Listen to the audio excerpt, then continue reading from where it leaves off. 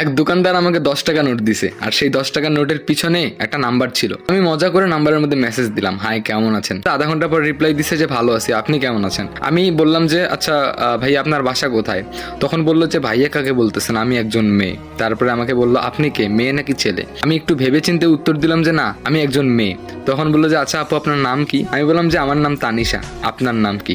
তখন বললো যে আমার নাম রূপা। আমি বললাম যে আচ্ছা ভালো তো। তখন বললাম যে আচ্ছা আপনার বাসা কোথায়। সঙ্গে সঙ্গে বললো আমার বাসা রংপুরে। রংপুর কোথায় আপু। বললো যে আমার বাসা হচ্ছে রংপুর শাপলা চত্বরে। আমি অবাক হয়ে গেলাম, বললাম যে ও আচ্ছা আচ্ছা, মানে আমার বাসা কিন্তু কারমাইকেল কলেজের পিছনে। তো ও বললো যে ও আচ্ছা আচ্ছা আপু আপনি কোন ক্লাসে পড়েন। আমি বললাম যে মানে হাবিজাবি অনেক কথা হলো, কিন্তু আমি ওকে বলিনি যে আমি একজন ছেলে। তো একদিন কি হলো, ও আমাকে কল দিল, আমি কলটা রিসিভ করি নাই। আমি কি বলবো, ভয় পাচ্ছিলাম আসলে। আমি যে একজন ছেলে এটা তো ও জানে না। যাই হোক, আমি একবার ওকে ফোন দিলাম, ফোনটা রিসিভ করলো। তখন ও অনেকবার হ্যালো হ্যালো বললো, আমি কোনো কিছুই বলি নাই। তারপরে বললাম যে হ্যালো কেমন আছেন। তো ও একটু অবাক হয়ে গেল, বললো যে আপনি ছেলে।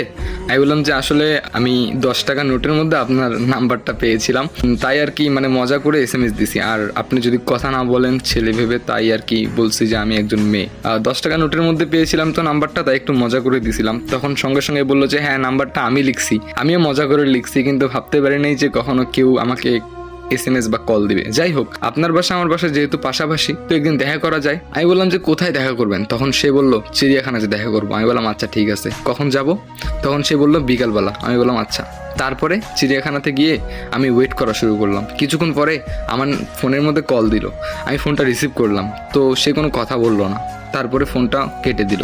আবার ফোন দিলাম কয়েকবার, বাট কোনো রেসপন্স পাই নাই। তারপরে আমি আর কি করলাম, ওখান থেকে চলে গেলাম। এরপরে বাসায় যাওয়ার পর সে আবার ফোন দিছে, আমি রিসিভ করলাম।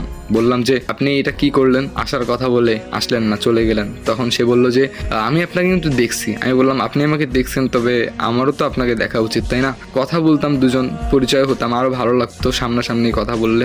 তখন সে বলল যে আরেকদিন দেখা করব।